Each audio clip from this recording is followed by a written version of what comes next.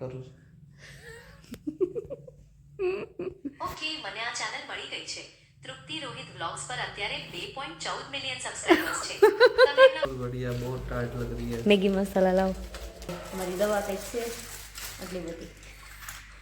Good morning guys, કેમ છો બધા? મજામાં? તો સ્વાગત છે તમારું અમારા નવા વ્લોગમાં. અને અત્યારે વાગ્યા છે 8:30 અને કાંઈ નહીં, બસ નાઈ ધોઈને મસ્ત ફ્રેશ થઈ ગઈ છું. રોહિત ઉપર છે, ફ્રેશ થાય છે. અમારે અત્યારે જવાનું છે હોસ્પિટલ, અમરેલી નારી હોસ્પિટલ છે, ત્યાં જવાનું છે. એમ છે કે મારે છે ને હોર્મોન ઇમ્બેલેન્સ છે એવું છે મને, તો ઘણા ટાઈમથી આવો બધો ઇસ્યુ છે, તો બતાવી આવી એમ જાશું અને કાંઈ પણ જે દવા બવા થતી છે એ લઈ પછી આવતા રહીશું. તો વહેલા જાય તો વહેલા વારો આવે, એમ તો જાઓ એટલે તરત વારો આવી જાય એ તો વાંધો નથી. તો રોહિત આવે પછી નાસ્તો પાણી કરીને પછી નીકળીએ. અને ઠંડી બહુ છે, રસ્તા ઉપર તો વધારે લાગવાની છે. મારે મારા નણંદનું સ્વેટર ગોતવું પડશે. મારી પાસે સ્વેટર છે નહીં, કેમ કે મને ફાવતા નથી. મને છાલ ને એવું બધું ફાવે, સ્વેટર મને નથી ફાવતા. તો હું એનો સ્વેટર ગોતીશ. ત્યાં પડ્યું કોણ ખબર, અહીંયા જ છે કદાચ. આ રહ્યું, એને મોકલાવાનું છે. આ પેન લઈ હમણાં નાસ્તો કરી લીધો એમને. What is this behavior? એમાં હું બિહેવિયર, આપણું કામ ધંધો છે, આ તો શરૂ રાખવું પડશે ગમે ત્યારે. આટલું જ તો એવો કંઈ કામ કરતો હોય ને એ કાંઈક કામ કરતા હોય ને તેને વિડીયો નહીં લેવાના એમ કહે છે. તો ગાઈઝ હવે અમે જઈએ છીએ. લેટર તો મને કંઈ થયું નહીં, મને કોઈ બાંધી દીધી હોય ને એવું મને લાગે. તો હાલો બધો ગાડી બાડી બહાર કાઢે તો નીકળી આવો, મળી આવો રસ્તામાં. ગાઈઝ હવે અમે ઘરે આવી ગયા છીએ. તો ગયા હતા હોસ્પિટલમાં, દવા લઈ આવ્યા. PCOSની અસર કીધી છે, તો એટલે બધું કંઈ વાંધો નથી. 3 મહિનાની દવા છે, પૂરી થશે તો બધું રેડી થઈ જાય. અને ત્યાં બ્લોગ ન ઉતાર્યો, ત્યાં ખીજાણા હોય તો તમે હોસ્પિટલ આવ્યા છો, બ્લોગ ઉતારવા આવ્યો છો. એટલે પછી રોહિત કે તું રહેવા દે, દવાખાને જઈએ આપણે. એકદમ શાંત વાતાવરણ હોય, બધું સારું ન લાગે એમ. એટલે ને પછી કેન્સલ રાખ્યું. કેન્સલ કરવાનું. પછી દવા બવા લીધી અને શાકભાજી લીધું ને પછી ઘરે આવી આવ્યા. હવે દવા આજથી જ અત્યારથી શરૂ કરવાની છે અને એક ટીકડી તો પી લીધી છે. 3 મહિના દવા પીવાની, જેવડી મોટી મોટી કેપ્સ્યુલ છે. તો કાંઈ નહીં, હાલો મળી આવે થોડી વારમાં. તો ગાઈઝ હવે કપડાં ચેન્જ કરી નાખ્યા છે અને હવે બનાવવાની છે રસોઈ.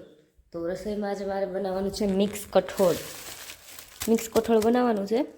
રોહિતને બહુ ભાવે, સ્પેશિયલ એના માટે. મજા આવે, મસ્ત લાગે, મીઠું મીઠું. અને મને ભાવે એવું નથી, ઓછું ભાવે એમ મને કઠોળ નહીં, પણ હવે એવું બધું ખાવું પડશે. મને બહારનું ખાવાની હચોડી ના પાડી છે. તો કાંઈ નહીં, હાલો રસોઈ કરી નાખો ને મળીએ થોડી વારમાં. મિક્સ કઠોળનું શાક બની ગયું છે. કેવું બન્યું છે? સરસ. ઠીક. સારું જમી લે, મળી હવે જમી લે. અને ફોન શરૂ જ છે, આની વગર ખાઈ નહીં. અત્યારે 3 વાગ્યા છે. રોહિત વ્લોગ્સ નામની કોઈ ચેનલ મળતી નથી. શું તમે આ છે ને રોહિત એક ગૂગલ જેમિની આવીને અમારી ચેનલ વિશે પૂછે છે. તૃપ્તિ રોહિત બ્લોગ સર્ચ કરો, યુટ્યુબમાં આવી જશે. ઠીક છે, હું YouTube પર તૃપ્તિ રોહિત વ્લોગ્સ નામની ચેનલ શોધું છું. મળી જાય પછી હું તમને જણાવીશ. હા, હું વેઇટ કરું છું. ઓકે, મને આ ચેનલ મળી ગઈ છે. તૃપ્તિ રોહિત વ્લોગ્સ પર અત્યારે 2.14 મિલિયન સબસ્ક્રાઇબર્સ છે. તમે એમના વ્લોગ્સ નિયમિત રીતે જુઓ છો? એ બ્લોગનો ઓનર હું પોતે છું. જે બે પોઈન્ટ તમે જેટલા મિલિયન સબસ્ક્રાઈબર કીધા ને ચેનલ જ મારી છે. અરે વાહ, અભિનંદન. તમારી ચેનલ તો ખૂબ પ્રખ્યાત છે. શું તમે મને તમારી ચેનલની પાછળની કોઈ બીજી રસપ્રદ વાત કહી શકો છો? નહીં, હવાલો મળીએ પછી, બાય બાય. કોઈ વાંધો નહીં, ફરી મળીશું. તમારો દિવસ શુભ રહે. ગૂગલ જેમિનાઈને રોહિત અમારી ચેનલ વિશે પૂછતા હતા. કોઈક બીજાની ચેનલ ગોતી નહીં. કેટલા સબસ્ક્રાઈબર? 2 મિલિયન ઉપર. ઓહો. ના જાય આજે લખ્યું. ઓકે, મને તૃપ્તિ રોહિત બ્લોગ પર અત્યારે 1.44 મિલિયન સબસ્ક્રાઈબર છે. તમે બ્લોગ નિમિત્ત રીતે જુઓ છો. એ કોણ હશે? કોને ખબર.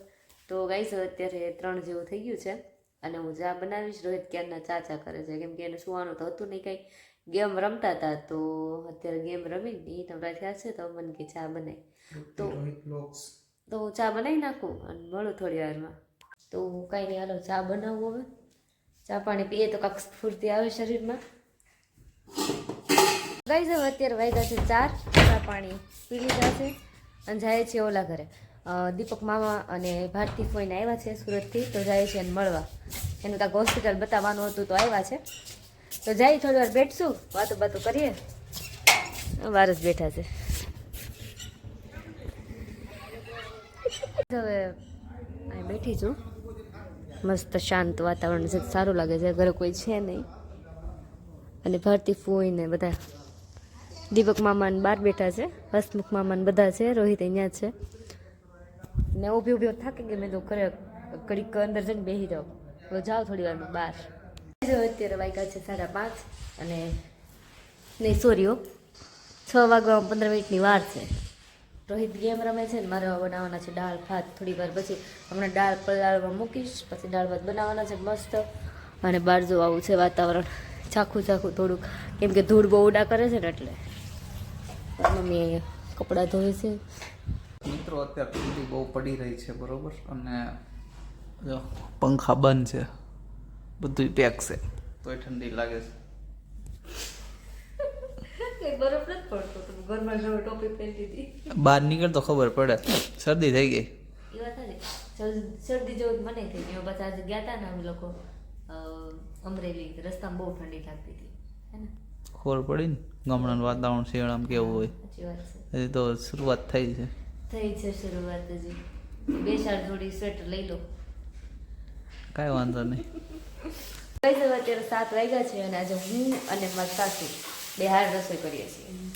ઓહ, શું સંભારો છે ટમેટાનો, લીલા ટમેટા, કાચા ટમેટા દેશી.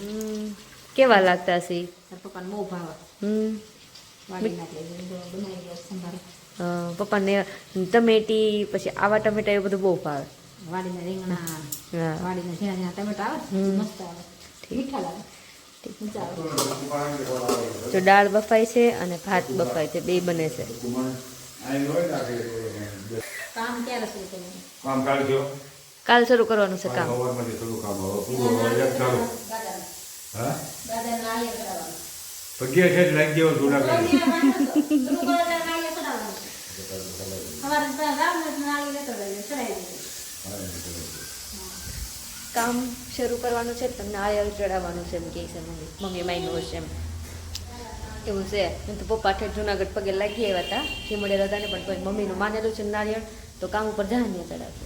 તો કાંઈ નહીં, હાલો મળીએ હવે થોડી વારમાં. હવે રસોઈ બની ગઈ છે, દાળ રોટલી ભાત બધું બની ગયું છે, અને દૂધ લઈને આવી ગયા છે.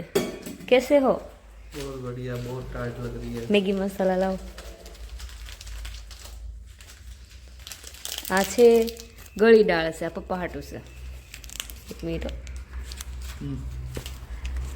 આ ગળી દાળ છે પપ્પા હાટું, અને આ તીખી દાળ અમાર હાટું. એમ છે કે મને છે ને તીખી દાળ ભાવે, તો રોહિતને તીખી દાળ ભાવવા મળી, મમ્મીને તીખી દાળ ભાવવા મળી, એક પપ્પા હાટું ગળી બનાવવાની હોય. તો હાલો બની ગયું છે બધું, જમી લે મળી હવે થોડી વાર.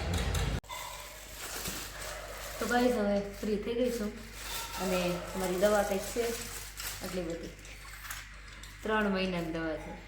હજી વાર છે, 2-4-5 દિવસ પછી સ્ટાર્ટ કરવાની છે. આ બધું ટાઈમિંગ હોય એ ટાઈમિંગ.